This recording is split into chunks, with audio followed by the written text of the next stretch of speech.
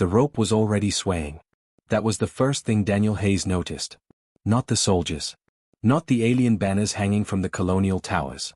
Not the crowd forced to watch. The rope. It moved slightly in the wind, creaking against the metal beam above the scaffold. Slow. Patient. Waiting. They had made him kneel close enough to see the fibers. Close enough to count them. His wrists were bound behind his back with grave cuffs tuned just tight enough to bite into bone. A plasma rifle hovered inches from the back of his skull. Another pressed against his spine. He could break one guard. Maybe two. But not fast enough. Not before they dropped the platform. The magistrate's voice echoed across the square. Let this be recorded as a lawful execution under Coalition Order 7 Alpha. Lawful. Daniel's jaw tightened. Above him, standing on the scaffold beneath twin alien suns, was Margaret Hayes. His mother. Her hands were tied. Her gray-streaked hair moved softly in the wind. She looked small up there. Too small. This wasn't a battlefield. She wasn't armed. She wasn't a soldier. She was a school teacher who refused to answer one question. Where is your son deployed? Daniel had trained for interrogation resistance his entire life. She never had. And yet, she hadn't spoken. The magistrate stepped forward, tall and thin, exoskeletal armor gleaming like polished bone. You stand convicted of inciting rebellion and withholding military intelligence. Margaret lifted her chin. I stand convicted, she said calmly, of being his mother. Murmurs rippled through the forced crowd. Daniel's breath slowed. Inhale. Exhale. Control it. Control everything. That's what he had been taught. Emotion clouds strategy. Pain distorts timing. Grief is exploitable. He could feel every camera pointed at him. The coalition wanted this broadcast wide. They wanted every human world to see their strongest soldier brought to his knees. They wanted to break him in front of his own species. The magistrate leaned down toward Daniel. Look at her. Daniel was already looking. Margaret searched the crowd until she found him. Their eyes met. For a second, the noise disappeared. No soldiers. No crowd. No alien banners. Just her. She didn't cry. She didn't plead. She smiled. The same soft smile she used when he scraped his knee as a child. The same one she gave him the day he left for officer training. Proud. Not afraid. Daniel felt something shift inside his chest. Not rage. Not yet. Something colder. The magistrate raised a clawed hand. Proceed. The executioner slipped the rope over her neck. Daniel's fingers curled against the grave cuffs until the metal strained. Every calculation in his mind ran at once. Distance to scaffold, 12 meters. Guards, 6 immediate, 12 perimeter. Snipers, likely 2 on rooftops. Probability of success, 4.7%. Probability of her survival, 0. He stopped calculating. Margaret's voice carried clearly over the square. Daniel. The guards shoved him forward so he could hear. Don't let them decide who you are. The trapdoor released. The sound was small. Just a mechanical click. Then the crack of wood dropping away. The rope snapped tight. The creak echoed across the square. Daniel didn't blink. He forced himself not to. He watched every second. The magistrate studied him carefully. Waiting. Waiting for the scream. For the breakdown. For the collapse. It didn't come. Margaret's body went still. The wind continued to move the rope.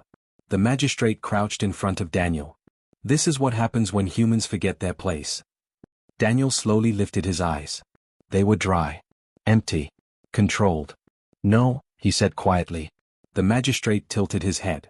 Daniel's voice never rose. You just made it very clear what yours is.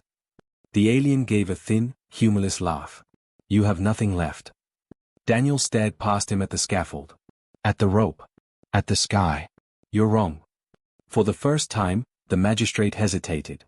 Daniel leaned forward as far as the grave cuffs allowed. You gave me permission.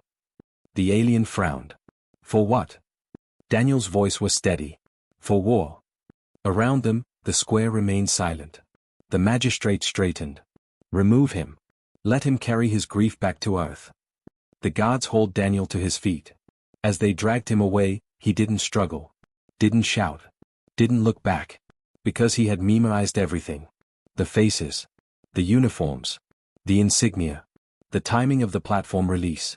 The exact second the magistrate smiled. Daniel Hayes was not the most powerful human soldier because of his strength. He was the most powerful because he remembered. And now, he would remember this forever. The transport cell was cold. Not prison cold. Calculated cold. Coalition psychologists had determined that slight environmental discomfort accelerated emotional collapse by 12%. The temperature was set precisely 3 degrees below human resting preference. Daniel Hayes noticed. He catalogued it. Then he ignored it. For 3 days, no one spoke to him. No interrogations. No threats. Just silence. Cameras watched from the corners of the metallic chamber. Bioscanners tracked his pulse, hormone levels, eye movement, breathing rhythm. They were waiting for instability. Grief spikes. Adrenaline crashes. Aggression indicators. They didn't get them. Daniel slept exactly 4 hours each cycle. Ate when food was provided. Stared at the wall when he wasn't. His heart rate never rose above baseline. On the 4th day, the cell door opened. The magistrate stepped inside. Armor polished. Composed. Victorious. "You disappoint me," the alien said. "I expected something." Daniel looked up slowly. "What did you expect?" "Rage. Threats. A promise of revenge." Daniel's face didn't change. "That would be emotional." The magistrate circled him like a scientist examining a specimen. "You watched your mother die." "Yes." "And you feel nothing?" Daniel met his gaze. "I feel everything." A pause. "But feelings are not strategy." The magistrate studied him for a long moment. Then made a decision. "Release him." The guards hesitated. "Release?" one asked. "Yes." "Let him return to Earth. Let his grief spread. Let humanity see what resistance costs." The magistrate leaned close to Daniel. "Carry the lesson home." Daniel stood without being ordered. The grave cuffs unlocked. He flexed his wrists once. Just once. As they escorted him toward the docking hangar, he memoized everything again. Guard rotations. Fleet positions visible through the station viewport. The insignia on the flagship hull, Virex Dominion. He noticed the supply ships docking on the lower tiers. He noticed the refueling pattern intervals. He noticed the defensive satellite drift alignment. He noticed all of it. The shuttle assigned to return him to human territory was small. Unarmed. Monitored. The Coalition wanted him alive. Broken. Broadcast. As the shuttle detached from the station, Daniel finally allowed himself to look out the viewport. The colony shrank behind him. The scaffold still stood in the square. He did not look away. Once the shuttle entered transit corridor, he requested a secure channel. The Coalition operator hesitated. "Purpose." "Official military debrief," Daniel replied. They allowed it. Arrogance made empires careless. The encrypted line connected. Admiral Thomas Grant appeared on the holographic display. His expression was rigid, controlled, but his eyes were sharp. "Major Hayes," Grant said evenly. "Report." Daniel didn't salute. This wasn't ceremony. They executed her. Grant's jaw tightened almost imperceptibly. "Confirmed?" "Yes." "Public?" "Yes." A long silence filled the channel. Grant asked quietly, "Were you forced to witness?" "Yes." Another silence. Then, "Status of your operational capacity." Daniel stared at the stars beyond the viewport. "Fully functional." Grant's eyes narrowed slightly. "That wasn't the question I meant to ask." "I know." The Admiral exhaled slowly. "Are you requesting immediate retaliation?" Daniel shook his head once. "No." Grant leaned forward. "Explain." Daniel's voice remained calm. "They believe this was intimidation." "Yes." "They believe I am emotionally compromised." "Yes." "They believe humanity will react predictably." Grant understood. "So we don't." Daniel nodded. "They demonstrated their doctrine," Daniel said. "Public punishment.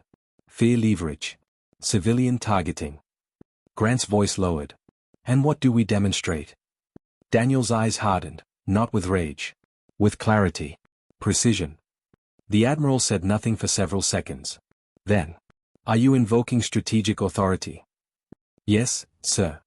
Grant held his gaze. "You understand what that means?" "I do." "If we proceed, there is no half measure." Daniel's expression didn't shift. "They ended half measures when they built the scaffold." Silence. Then Admiral Grant turned slightly, speaking off-screen. Authorized Doctrine Omega Review. A murmur of surprised voices echoed faintly in the background. One officer protested. That doctrine was theoretical. Grant responded calmly.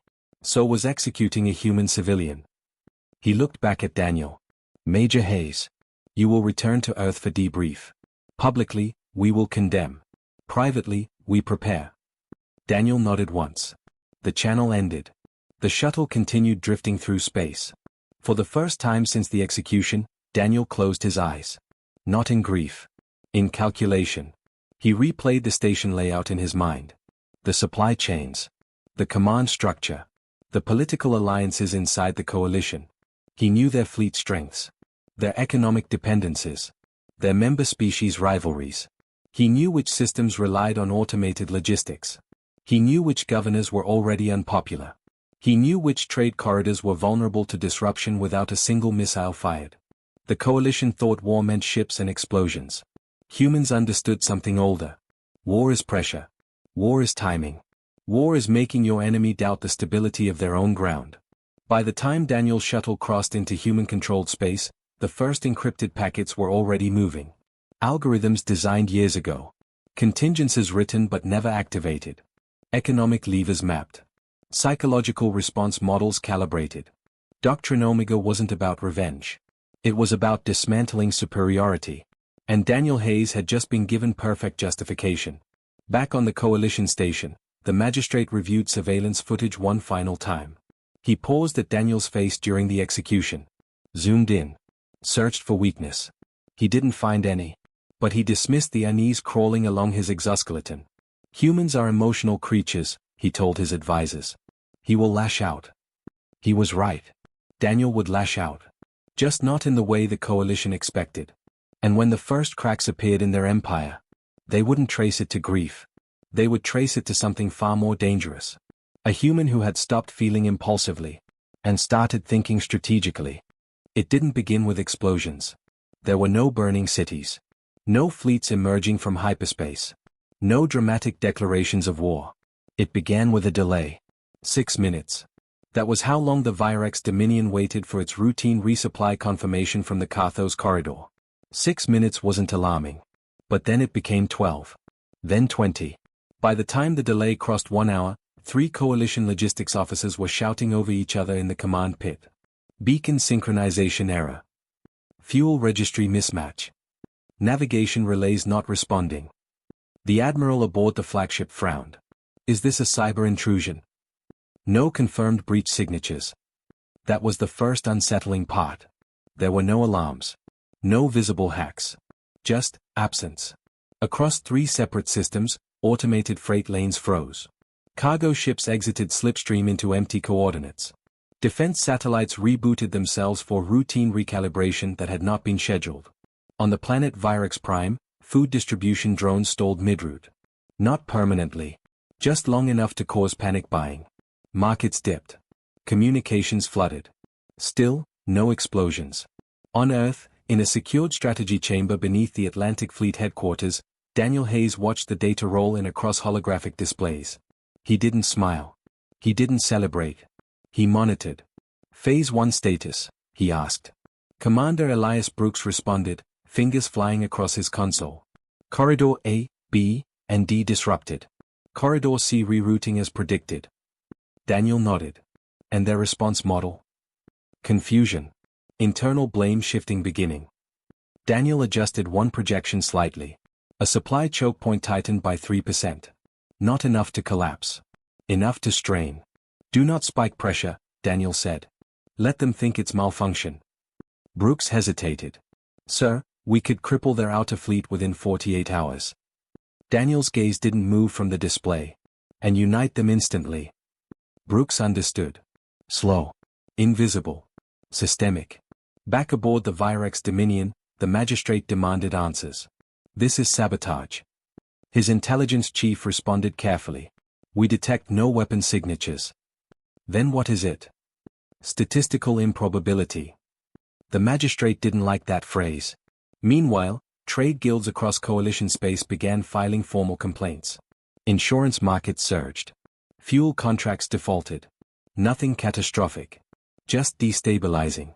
And then, the first revelation. An independent coalition analyst traced the corridor disruption pattern. It wasn't random.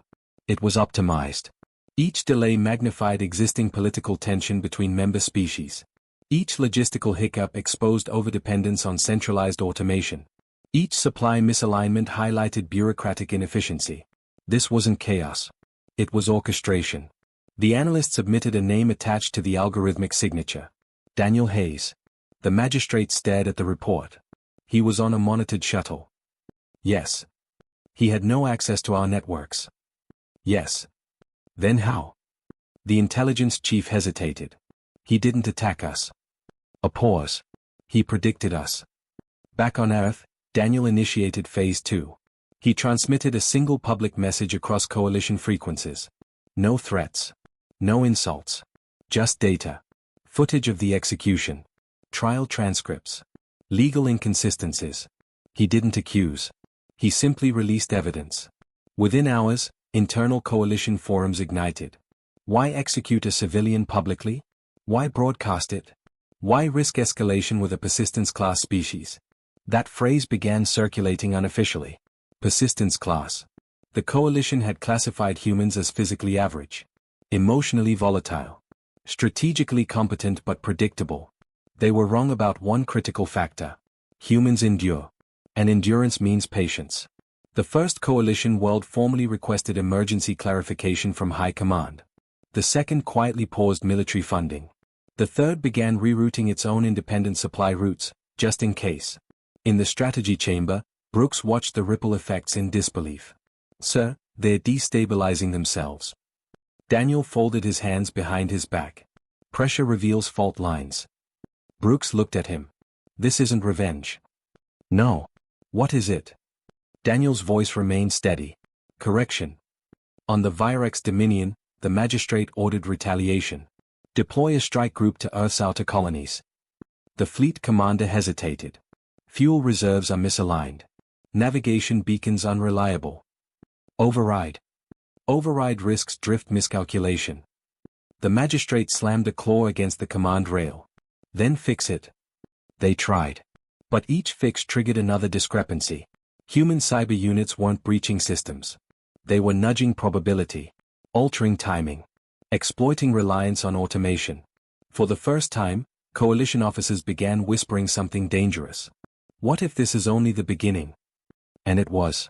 Daniel stood alone later that evening, overlooking Earth's orbital defense grid. He replayed his mother's final words in his mind. Don't let them decide who you are. He hadn't. He hadn't burned cities. He hadn't targeted civilians. He hadn't lashed out blindly. He had chosen something colder. Something more enduring. The coalition thought they had broken a soldier. Instead, they had activated a strategist with nothing left to protect except principle.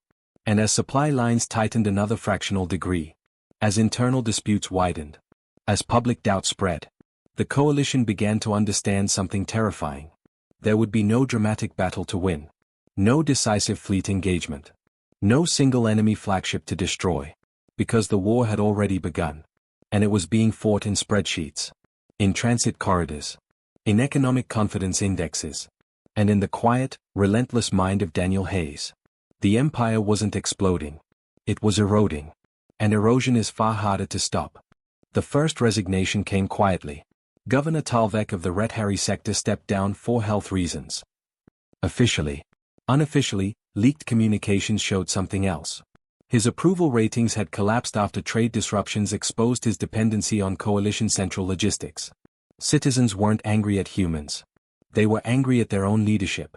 On Virex Prime, protests formed outside administrative towers. Not violent. Organized. Demanding inquiry into the public execution of a civilian. The footage Daniel had released, unedited, time-stamped, authenticated, was playing on civilian networks across 6 systems. Margaret Hayes. Unarmed. Composed. Dignified. The magistrate's voice declaring lawful execution. The contrast was devastating. In the Coalition High Council chamber, arguments erupted. You overreached. It was necessary for deterrence. It destabilized interspecies trust. Human interference destabilized us. An elder counselor spoke calmly. No. Human exposure revealed us. That distinction mattered. Meanwhile, Phase 3 began. Daniel did not increase pressure. He redirected it. Human diplomats quietly approached two smaller coalition species, both economically strained by the corridor disruptions. Not with threats. With alternatives. Independent trade compacts. Energy sharing agreements. Cybersecurity assistance. No conditions. Just partnership. Within weeks, both species formally suspended certain coalition defense contributions pending internal review.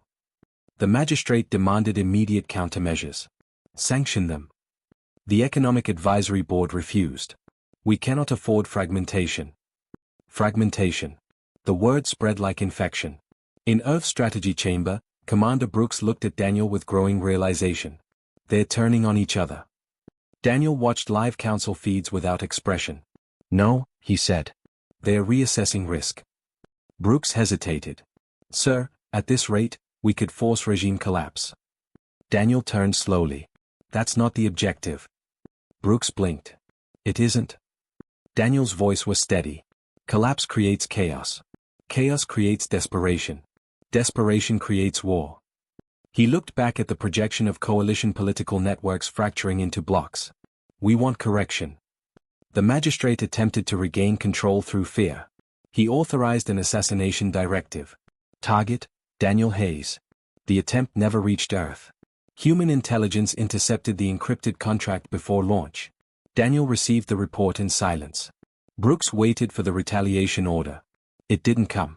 Instead, Daniel requested one thing. Prepare transmission package. Hours later, the entire coalition network received a secure public release. Intercepted assassination authorization.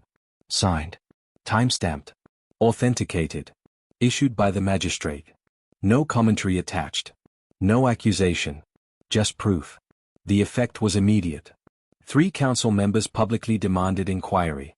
2 military commanders distanced themselves from the order. Financial markets dipped again, not from disruption. From distrust.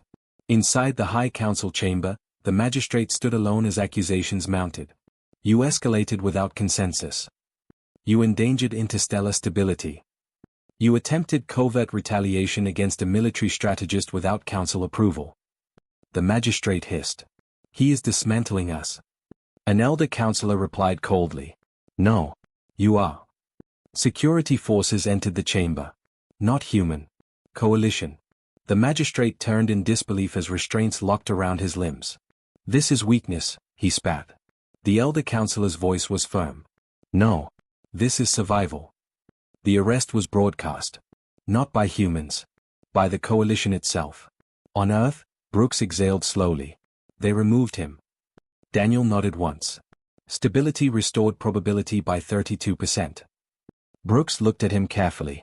Is that enough? Daniel watched the broadcast replay of the magistrate being escorted away. No. He turned toward the orbital window. Now we negotiate. Within days, emergency diplomatic channels opened. The coalition formally requested de-escalation talks. Not surrender. Not defeat. Correction. Daniel attended the summit in person. No armor. No fleet escort spectacle. Just a dark uniform and measured posture. The chamber was silent as he entered. Alien officials studied him carefully. Some with resentment. Some with respect. One counselor spoke first. You have caused considerable instability. Daniel responded calmly. You executed a civilian publicly. A pause. That was a lawful decision under coalition statute. Daniel met the counselor's gaze. Then your statute required revision. Silence. He continued. You believed killing one human would intimidate billions. Another pause. You miscalculated. The elder counselor leaned forward. What do you want, Major Hayes? Daniel didn't hesitate. Civilian protection reform across all member systems. Murmurs. Public execution abolition. More murmurs. Autonomous regional oversight to prevent unilateral punitive action. The chamber quieted. No demands for territory. No reparations. No tribute. Just policy. The elder counselor studied him carefully. You could have crushed us. Daniel's voice didn't change. Yes. Why didn't you? Daniel thought of a scaffold. A rope swaying in the wind. A soft smile beneath twin suns. Because we are not what you tried to make us. The negotiations began that day. Not as conqueror and defeated, but as correction and consequence. Across the galaxy, analysts revised human classification files. Emotionally volatile? Incorrect. Militarily dangerous? Yes. Strategically patient? Extremely. One phrase began appearing in revised intelligence summaries. Persistence class civilization. Daniel returned to Earth after the summit. No parades. No speeches. Just a quiet debrief. Brooks met him outside the strategy chamber. It's done? Daniel looked up at the stars. For now. Brooks hesitated. Sir, when they executed her, did you ever consider burning everything down? Daniel was silent for a long moment. Yes. Brooks waited. Daniel's eyes were steady. But that would have proven them right. Far across coalition space, reforms were drafted. Oversight councils formed. Public execution statutes repealed. The Empire still stood. But it stood differently. Not because it was destroyed, but because it had been forced to evolve. And evolution, Daniel knew, was far more permanent than revenge. 1 year later, the scaffold was gone. Not just dismantled. Erased. The square on Virex Prime had been redesigned into a public memorial plaza. Officially, it honored civilian casualties of political overreach. No names were listed. But everyone knew whose death had triggered the reform. Across coalition space, public execution statutes were abolished. Civilian oversight councils were formed. Autonomous sectors gained veto authority over unilateral military punishment. The coalition still existed. But it was no longer arrogant. It was careful. And careful empires survive longer. On Earth, Daniel Hayes declined every interview request. Declined every medal ceremony. Declined every proposal to rename a fleet after him. He returned to work. Training cadets. Reviewing tactical doctrine. Rewriting long-term strategic models based on updated coalition behavior patterns.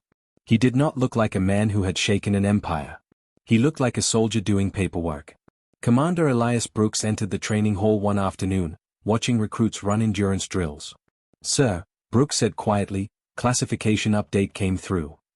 Daniel didn't stop observing the cadets. Read it. Brooks glanced at his tablet. Galactic Registry entry, humanity, persistence class strategic civilization. High adaptive endurance. Elevated retaliation threshold. Extreme response once triggered. Daniel nodded once. Accurate. Brooks hesitated. They're teaching new officers about you. Daniel finally looked at him. Not about me. About the doctrine you executed. Daniel corrected him calmly. Applied. Brooks smiled faintly. Applied. Silence stretched between them as the recruits struggled through timed drills. One young cadet stumbled during push-ups and muttered in frustration. Daniel walked over. Problem? He asked. No, sir. You stopped. Yes, sir. Daniel crouched down. Pain is information. Not instruction. Continue. The cadet resumed. Brooks watched this quietly. Later that week, Daniel traveled alone to a quiet hillside cemetery outside New Manchester. No security detail. No ceremony. Just wind and distant city noise. He stopped at a simple headstone. Margaret Hayes. Beloved mother. She refused to bend. Daniel stood there for a long time.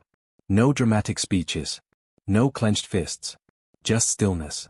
After several minutes, he spoke softly. They changed their laws. The wind moved through the grass. They won't do it again. His voice didn't break. It didn't need to. He wasn't there for revenge. He was there for closure. Across the galaxy, coalition military academies updated their core doctrine modules. A new mandatory lecture was added. Case study, the Hayes incident. Key lessons. Do not target civilians to manipulate soldiers. Public punishment creates unified resistance. Persistent species escalate structurally, not emotionally. Never assume grief equals weakness. One senior coalition instructor summarized it bluntly to his cadets. They executed one human to demonstrate power. He paused. They taught an entire species where to apply pressure. Back on Earth, Brooks approached Daniel in the strategy chamber one final time. Sir, off the record. Daniel looked up. Yes? If they hadn't reformed, if they doubled down, What would you have done? Daniel considered the question carefully, then answered truthfully. Finished it. Brooks studied him. No hesitation. Daniel's eyes were steady. None. A pause. But they corrected. Brooks nodded slowly. So it ends. Daniel looked out toward the stars through the reinforced viewport. No, he said quietly. It evolves. Brooks frowned slightly. Daniel explained. They now understand consequence. Outside, in orbit, Earth's fleet moved silently through routine maneuvers. Not mobilized. Not aggressive. Prepared. Always prepared. Because humanity didn't become dangerous when angry. Humanity became dangerous when certain. And the coalition had learned the difference. As Daniel turned back to his work, a junior officer approached nervously. Sir, may I ask something? Daniel nodded. When they executed her, why didn't you burn everything down? Daniel paused. Then answered with calm clarity. Because monsters burn everything. He returned to his console. Humans build better systems. The junior officer stood straighter. Across the stars, the coalition archives closed the file on the incident. Official classification, resolved. Unofficial understanding. They had tried to break a soldier. They had nearly fractured an empire. And the war they accidentally started was never fought with fire. It was fought with memory. And humanity never forgets.